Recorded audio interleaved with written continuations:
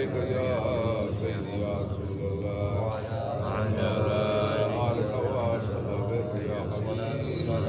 अस्सलातु वस्सलामु अलैका या सय्यदी या रसूलल्लाह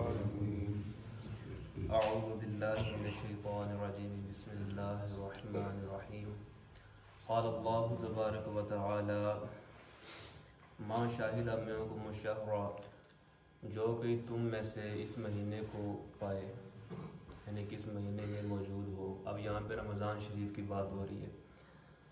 तो फिर अल्लाह जल्ल शानहू ने साथ ही इरशाद फरमाया कि फल यसुम, बाद उसे चाहिए कि वो बंदा इसके रोज़े रखे, सारे के सारे रोज़े रखे, सिर्फ एक रोज़े की या 2 रोज़े की।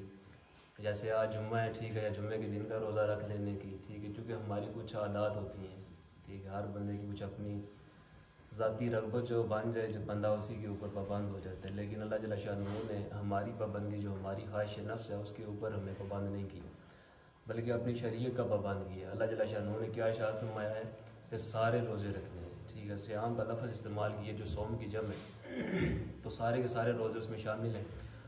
और इसमें जो एक नुक्ता है ना, वो ये है कि आज हम लोग यहाँ पे मौजूद हैं। मौजूद का मतलब क्या है कि हम लोग ज़िंदा हैं। अभी हम देखें कि रमज़ान से एक आध दिन पहले कोई बंदा भी फेसबुक ओपन करता है तो हमें कितने ही बंदे फौत शुदा वहाँ पर रिपोर्ट वहाँ पे मिल रही होती है, जनाब फ़लाँ बंदा फौत हो गया, फ़लाँ बंदे का कत्ल हो गया, ठीक है, फ़लाँ बंदा शहीद हो गया। तो इसी तरह हमारे किरदार के, हमारे हम उम्र, हमारी सोच फ़िक्र के बंदे, हमारे शोबे और पेशे से मुंसलिका लोग काफ़ी सारे मौजूद हैं जो अब भी कब्रिस्तान में मौजूद है। लेकिन अल्लाह जल्ल शानहू का फ़ज़ल, करम, एहसान और इनाम ये है कि अल्लाह ताला ने हमें मौका अता फरमाया हुआ है। फिर हमें हर लम्हा गनीमत समझना चाहिए। हर एक ज़िंदगी का लम्हा हमें अल्लाह जल्ल शानहू की बारगाह में शुक्रगुजारी में गुजारना चाहिए, अल्लाह का शुक्र अदा करने में गुजारना चाहिए कि अल्लाह ताला ने हमें ये रमज़ान अता फरमाया। फिर हमें इसका हक़ अदा करने की भी अल्लाह ताला तौफ़ीक़ और अता फरमाए। हमने चूँकि कल बात की थी सहरी के हवाले से कि सहरी का आखिरी वक़्त कौन सा होता है, ठीक है जी, सहरी हमें बंद और रोज़ा कब करना चाहिए। तो आज हम बात करेंगे इफ्तारी के हवाले से कि इफ्तार हमने जो रोज़ा करना है, ठीक है, उसकी इब्तिदा कब होती है, कब हमें इफ्तार करना चाहिए। बहुत जल्दी करना चाहिए या बहुत लेट करके करना चाहिए, या जो वक्त मुकर्ररा है उस पर करना चाहिए। तो इस ज़िम्मे में पहले बुखारी शरीफ की हदीस मुबारक है, हज़रत साहल बिन साद रज़ी अल्लाह तआला अन्हु रावी हदीस है। आप बयान फरमाते हैं कि हुज़ूर नबी मुकर्रम सल्लल्लाहु अलैहि वसल्लम ने इरशाद फरमाया कि लोग उस वक्त तक खैर से रहेंगे, लोगों पर उस वक्त तक ज़वाल नहीं आएगा जब तक वो इफ्तार करने में जल्दी करेंगे, यानी कि इफ्तारी में जल्दी करेंगे। अब इस जल्दी से मुराद ये नहीं है कि बंदे का वक्त अभी दाखिल होगा ही कोई नहीं इफ्तारी का और पहले बंदा इफ्तारी कर ले, वो तो रोज़ा ही बंदे का टूट जाएगा। और अल्लाह ताला ने कुरान में इरशाद फरमाया कि अतिमुस क़ियाम, अपना रोज़ा मुकम्मल करो, रोज़ों को मुकम्मल करो इलल लैली, रात तक, ठीक है। अब जब हम रात का लफ्ज़ सुनते हैं तो हमारे ज़हन में गुप अंधेरा आ जाता है, सितारे आ जाते हैं, ठीक है। जबकि जब हम देखते हैं मगरिब का वक़्त दाखिल होता है तब भी रोशनी होती है, सितारे तो कोई नहीं निकले होते, रात का वक़्त तो उस वक़्त यानी कि गुप अंधेरा भी नहीं होता है। तो पता चला कि जो शाम की इब्तिदा है, जो यानी कि रात की इब्तिदा होती है, वो शाम से होती है, और शाम जो है ये रात का जुज़ है, रात का हिस्सा है। तो ये जो हदीस मुबारक का जिक्र किया है कि सबसे पहले नहीं कोई बंदा इफ्तारी में क्या करता है, जल्दी करता है, ठीक है, या फिर रात तक लेके जाने का मतलब है, उसकी वजाहत इस हदीस मुबारक से होती है कि ये भी बुखारी और मुस्लिम में हदीस मुबारक लिखी हुई है कि हज़रत अब्दुल्लाह बिन अबी औफ़ा रज़ी अल्लाह तआला अन्हु रावी हदीस हैं। आप बयान फरमाते हैं कि हम एक दफ़ा हुज़ूर नबी मुकर्रम सल्लल्लाहु अलैहि वसल्लम के साथ एक सफ़र में जा रहे थे, तो आप सल्लल्लाहु अलैहि वसल्लम ने रोज़ा रखा हुआ था। तो हुज़ूर नबी मुकर्रम सल्लल्लाहु अलैहि वसल्लम ने एक शख्स को हुक्म दिया कि उतरो, यानी कि सवारी से उतरो और हमारे लिए सत्तू घोलो, ठीक है। और उस वक्त सूरज गुरूब हो चुका था, यानी कि यहाँ पे आप देखेंगे नुक्ता समझने वाले, सूरज गुरूब हो चुका था। अब सूरज गुरूब होने का मतलब ये नहीं कि सितारे निकल आए थे। हम यहाँ से नमाज़ पढ़ के जब मगरिब की जाते हैं, बल्कि जब आते हैं तब हमें रोशनी नज़र आ रही होती है, हर चीज़ हमें वाज़ेह तौर पर नज़र आ रही होती है। जब हम नमाज़ पढ़ के बाहर निकलते हैं तो फिर हम जनाब आहिस्ता आहिस्ता मोटरसाइकिलों की लाइटें ऑन करना शुरू कर देते हैं। मतलब क्या है कि अंधेरा आहिस्ता आहिस्ता बढ़ना शुरू हो जाता है। उस वक्त क्या हुआ, उस वक्त क्या हुआ कि जो रोशनी है वो आहिस्ता आहिस्ता ख़त्म होना शुरू होती है, ठीक है। तो सूरज गुरूब हो चुका था।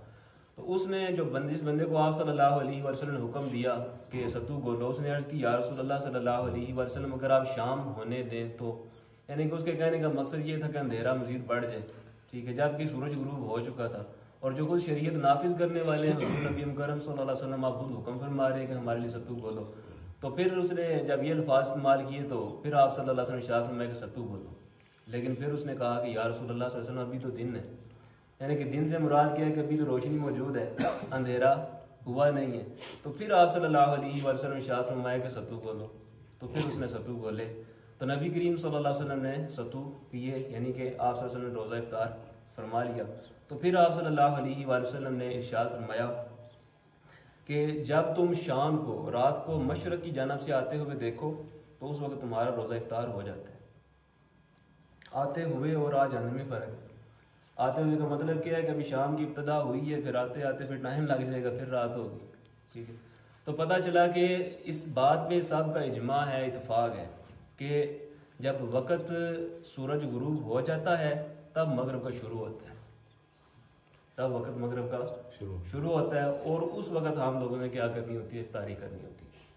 लेकिन उसमें हमने इतनी देरी नहीं करनी है। उस जल्दी से मुराद ये है कि सूरज गुरूब हो जाए तो उसके बाद साथ ही हम क्या करें, रोज़ा इफ्तार कर लें। लेकिन उसको इतना देर तक ना लेके जाएं कि हमारे जनाब उस्तारे बाहर नहीं करने, ठीक है। तो वो खैर में बात शामिल है जो आप सल्लल्लाहु अलैहि वसल्लम में कि मेरी उम्मत जो है वो खैर पर रहेगी जब तक इफ्तारी में जल्दी करेगी। अब यहाँ पे एक और नुक्ता है कि वो बंदा जो कि रोज़ा अभी इफ्तार हुआ नहीं है उससे पहले इफ्तारी कर लेता है, उसके लिए क्या हुक्म शरअ है। तो ये सही इब्न हुज़ैमा में हदीस मुबारका लिखी हुई है कि हज़रत उमामा बाहली रज़ी अल्लाह तआला अन्हु रावी हदीस हैं। आप बयान फरमाते हैं कि हुज़ूर नबी मुकर्रम सल्लल्लाहु अलैहि वसल्लम ने इरशाद फरमाया कि मेरी ख्वाब में दो मर्द आए।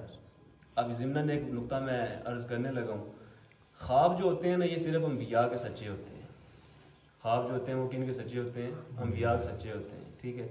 हमारे जो ख्वाब हैं अंबिया के अलावा जितने भी हजरात हैं, ठीक है, उनके ख्वाब जो होते हैं वो ख़त्म ही नहीं होते। जो उन्होंने देखा है कि एज इट इज़ वैसे ही होगा, जो देख लिया वैसा ही हो, 100% हो, ऐसा ज़रूरी नहीं है।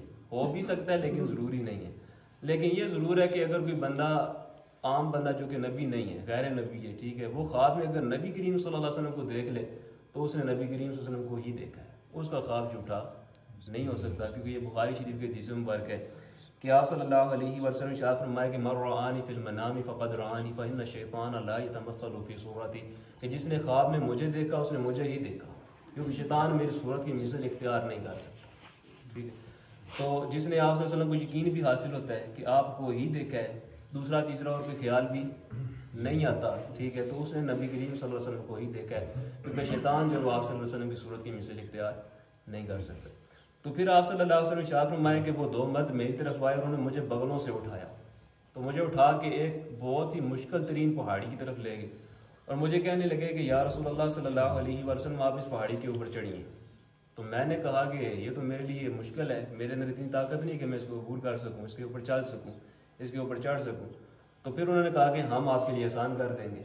तो फिर नबी करीम सल्लल्लाहु अलैहि वसल्लम उसके ऊपर तशरीफ़ लेके गए और जब दरमियान में पहुंचे तो वहाँ पे जाके आप सल्लल्लाहु अलैहि वसल्लम ने बहुत ज़्यादा शोर सुना।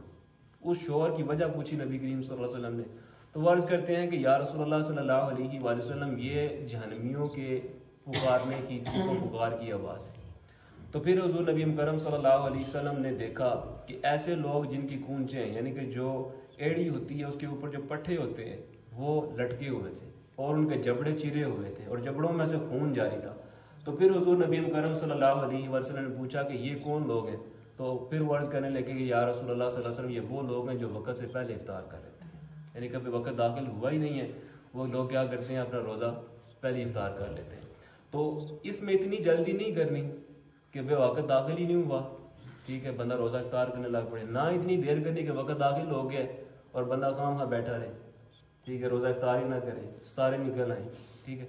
तो एहतियात किस चीज़ में है, जैसे कल हमने सहरी का वक़्त जिक्र किया था कि उसमें एहतियात ये थी कि जो बंदा साहब से पहले रोज़ा बंद करवा रहा है, अब चूँकि एक बात अंकल बता रहे थे अभी कल किसी ने 35 मिनट पे रोज़ा बंद करवा दिया, ठीक है, जबकि वक़्त था, इतना जल्दी भी नहीं कराना कि वहाँ भी तंग आ जाए, ठीक है। वो एहतियात किस चीज़ की है कि हमारा रोज़ा ज़ाया ना जाए, ठीक है। यानी कि एक नेट टाइम वो होता है जो कैलेंडर पे लिखा हुआ है, ठीक है, जो आपके पास भी घरों में मौजूद होगा।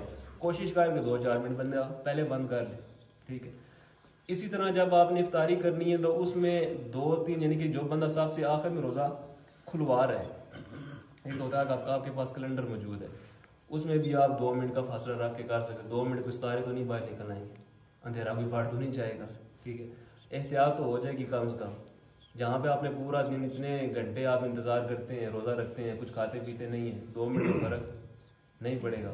फ़र्क इस चीज़ का ज़रूर पड़ सकता है कि अगर आपका वो वाकई वक्त दाखिल नहीं हुआ तो रोज़ा ज़ाया हो जाएगा, वो फिर सिर्फ भूखा ही बंदा रहता है, उल्टा बंदा फिर गुनहगार भी होता है और मुस्तहक़ अज़ाब भी हो जाता है, ठीक है। तो इसलिए एहतियात इसमें है कि बंदा जो आखिर में आपकी इफ्तारी करवा रहा है, ठीक है, उसके साथ आप क्या करें, इफ्तार करें। उम्मीद है कि मसला समझ आ